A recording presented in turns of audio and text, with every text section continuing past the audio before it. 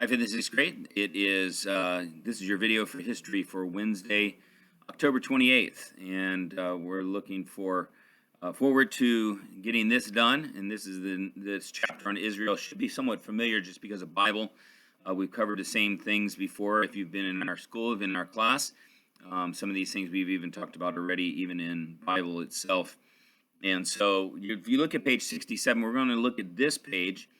And you're going to, like yesterday, when I was going over, I showed the video to some people who had stayed late in the afternoon so they could watch the video and fill in their worksheets at that time.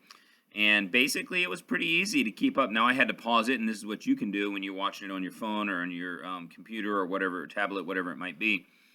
And that helps you to be able to write them down as I'm reading it. Because basically, all on these type of things where it has the box on the left, the main idea, and then the details on the right, they're written verbatim from the book. And so once you get that main idea, you know that that other one is coming. And so that's what you want to work on doing. And so I'm just going to look at 67 because 68 and 69 are both study guides, and you won't need that. Now, some of you who take the test or take the quiz or took it today, you are most likely sad that you did not keep up with your work, because that worksheet that was done yesterday, that was assigned yesterday, was to be used for the quiz today. And just like in science, is the same issue. If you're not keeping up with your work, you're hurting yourself. No, I'm not going to do open book everything all the time. That's the same thing as doing the worksheet. And I want you to be able to take that information and put it together and be able to transfer it to another type of question somebody asks you, so that you can fill in the blank, or you can make the right choice on multiple choice. And so it's not going to just be worksheets. It's not just going to be looking everything up, because you need that experience of knowing how to find information from the resource that you have. And so we'll go ahead and look at these main ideas on page 67. And the first one is the Jews returned from captivity in Babylon and it's going to give you a date there, basically. The second block there, the Greeks conquered the blank. Judea became part of the Greek, all right? And I think that's going to be empire, and the Greeks conquered the Chaldeans. Greek, not positive that could change. Greek had become a blank language. And I think that I think it's going to be a common language, or I think that's probably what the answer is going to be, because that was the language that was common during the time of Christ. And so God is using that to help set up those things. In fact, think about it, the Greek language actually, it still exists today because Greece is still there, but it's a different, that's not ancient Greek. But ancient Greek is still one of the most well-known ancient languages out there. And that was the language that the Old Testament was translated into, and that was also the language that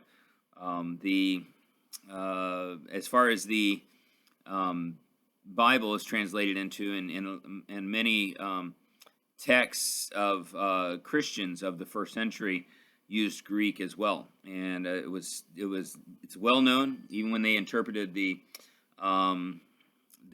Old Testament or New Testament from the manuscripts that they had. They still knew Greek even at that time, and just going to one version, one translation, and that is the King James Version, which was started to be translated in 1611. And those scholars, they understood Greek. That was the language. Now, Latin was also another one used later after Greek had fallen out of favor.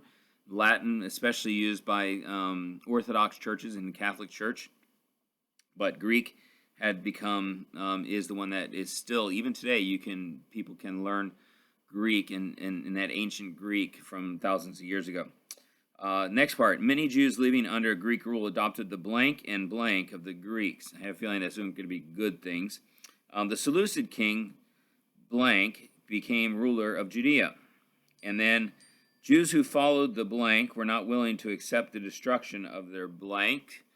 And the Jews were able to blank their kingdom. And I'm going to make your secret word here right now. We'll make it ding ding, because that's what my phone keeps doing, is ding dinging. But ding ding is the secret word. All right, so let's go to your reading. And page number 88, several pages to do here. And so we're going to be looking at that, and let's read that together. So here we go. Return from exile. The Jews returned from captivity in Babylon in groups. One group, led by Zerubbabel, rebuilt the temple. Ezra, a priest and prophet, returned to Judea with another group of Jews. He taught the people the law and worked to uproot sinful practices among the people.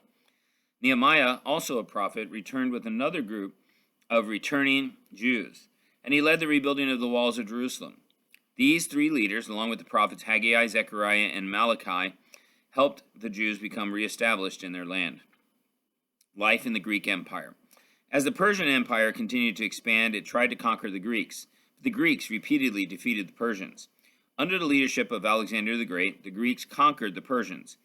The land of Judea became part of the Greek Empire. After Alexander, and so you see already there are a couple of answers there in the main parts. After Alexander the Great died, his kingdom was divided and distributed among his generals. Egypt was ruled by the Ptolemies, and Syria was ruled by the Seleucids. Judea lay on the border between the two kingdoms. As Egypt and Syria fought each other, Judea was often under the rule of one or the other. While Judea was being ruled by the Ptolemies, a large number of Jews were relocated to Alexandria, Egypt. This move created a thriving Jewish community in Alexandria. By this time, Greek had become a common language. It had spread under Alexander's leadership. Eventually, the Old Testament scriptures were translated into Greek. This translation was called Septuagint, and this was an important accomplishment. The scriptures were now available to the Gentiles and to scattered Jews who no longer spoke Hebrew. The New Testament writers often quoted from the Septuagint. Most of the Gentile Christians in the early church used the Septuagint. Many of the Jews living under Greek rule began to adopt the customs and the lifestyles of the Greeks. The high priests, who were appointed by the Greek rulers, often promoted the sinful lifestyle of the Greeks more than the true worship of God. Some of the Jews were concerned by this. They began to insist on a strict, careful observance of the law in all its detail. In 176 BC, the Seleucid king Antiochus IV became ruler of Judea. During his reign, he personally entered the temple of Jerusalem and seized its treasures and sacred vessels to fund his military campaign. This action was a great offense to the Jews. Later, while Antiochus was fighting in Egypt, the Jews attempted to overthrow his appointed leaders. When Antiochus returned from Egypt, he found Jerusalem at war. Antiochus responded to this rebellion by tearing down the city's walls. He also placed idols in the temple and sacrificed pigs on the altar of God. He placed altars to false gods in many Jewish cities. Jews were put to death for keeping the Sabbath or for owning a copy of the Torah. Antiochus thought that if the Jewish religion were destroyed, the Jews would become more like Greeks and not revolt anymore. I show you a portion of Amos 2 from the Septuagint that was found by archaeologists in an ancient garbage dump in Egypt. All right, and so what might this have been written on? Well, what do you think? Remember we learned in Egypt, papyrus possibly, maybe animal skins or something like that. And I think the next one is shown it is on some kind of an animal skin. It says 121 foot long, 121 foot long. That is 40 yards long. That's about the length of our field, so that's how long this thing is. Yemenite Torah scroll of the Pentateuch on gazelle skin. Now, the Pentateuch is talking about the first 5 books of the Bible. Genesis, Exodus, Leviticus, and Numbers, and Deuteronomy. That's the Pentateuch. Penta meaning 5, and so 5 books, and those are the 5 books written by Moses. It was on gazelle skin. What did Antiochus think of the Jews in the Torah? And we know what he thought. He didn't like it very well at all. All right, and so you go to the next part in the Maccabean Revolt. The Jews who strictly followed the books of the law were not willing to accept the destruction of their religion by Antiochus. Some Jews fled to the desert. In the small Judean town of Modin, some Jews began to rebel. A Jewish priest named Mattathias refused to worship the Greek idol that was placed in his town. He killed an official and destroyed the altar. Mattathias raised an army and began a revolt, but he died of old age soon thereafter. His son Judah took leadership of the revolt. He was also called Judas Maccabeus, or Judah the Hammer. He led surprise attacks throughout the countryside. Though the Seleucids had superior forces, Judas defeated them several times. After securing his victory, Judas led his army to Jerusalem. They cleansed and rededicated the temple 2,300 days after the first pagan sacrifice was offered, just as Daniel had prophesied in Daniel 8:11-14.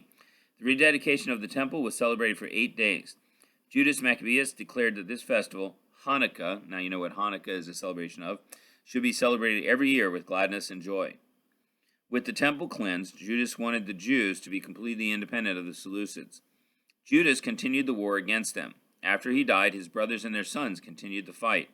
The Seleucid Empire was not able to keep the Jews under its rule, and the Jews were able to reestablish their kingdom. The descendants of Judas's brother Simon established a dynasty that did not last long. This dynasty's kings proved to be both ruthless and highly influenced by Greek culture. During this time, two groups became important in Judea. They were the Pharisees and the Sadducees. The Pharisees were Jews who continued to stress purity of life and obedience to the Torah. They opposed the current rulers. The Sadducees were also Jews, but they supported the current rulers. The Sadducees, and we'll turn the page here, Sadducees, I'll go all the way to page number 91, or 92. The Sadducees were influential among the priests and the rulers of Judea than the Pharisees were. These different groups had differing ideas about how to be Jews in challenging circumstances. The descendants of the Maccabees wanted Jews to be independent from the Greek empires, but they were willing to adopt Greek culture. These Maccabean descendants were also willing to act violently, even against other Jews who threatened their power. The Sadducees saw the importance of power in preserving the Jewish people and their worship at the temple.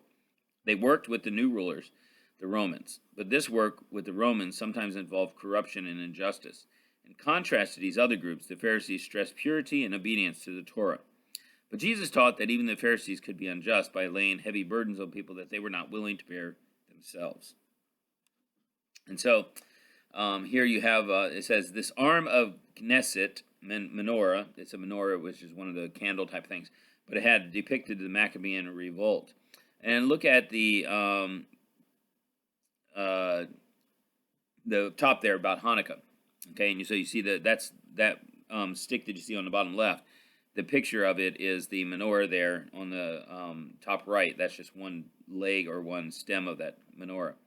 So it says Hanukkah or Chanukah is an 8-day holiday that appears on most calendars. It is also referred to the festival as the Festival of Lights.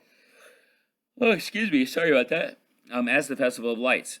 This holiday commemorates the cleansing and rededication of the temple in Jerusalem by Judas Maccabeus and his army. The most familiar symbol of this holiday is the menorah. The menorah is lit on each night of the festival. According to Jewish tradition, when the menorah was lit at the temple's rededication, there was only enough oil for the lamp to burn for one night. However, the lamp stayed lit for 8 nights. One of the activities during Hanukkah includes spinning a top called a dreidel. Each of the 4 sides of the top has a Hebrew letter. They are the first letters of the Hebrew words for a great miracle happened there. And so it said dreidel is a popular game played during Hanukkah, and gelt is money given to children during Hanukkah. All right, and so you have what's called the second book of Maccabees there on page number 93, which we're not going to read right now. But that is a book that was not included in Scripture in what we would call the Bible, although there are some religions, the Catholics use it, and there are some other ones too. It's just that those that came together in the there was a council that came together to decide what was inspired Scripture and what wasn't inspired Scripture. And so there are several books out there actually written by religious men or historically or something like that talk about those days. Might be accurate, might not be accurate, but we would not consider them to be inspired by God himself, although the things that are talked about may talk about things that God did. So go back then to those middle 2 pages where you have a picture of life in Jerusalem, and especially with the temple as it was rebuilt. And the temple, you have social classes, Israelites with 12 tribes united under a monarchy. The levels of Israel's social structure was divided by importance and contribution to society. Priests and soldiers were at the top. Merchants and farmers made up the middle level, and the nomadic herders made up the lowest level. I'll let you read all of those, and you should read them so that you're familiar with them, because in spite of the fact that in your quizzes you get a lot of the questions that you will get, not all of them are going to be in there, and there will be some that I add that you won't have on the quizzes at all. And so having understanding of different things will be helpful for you. All right, well, that's it. Have a wonderful day. We'll see you tomorrow.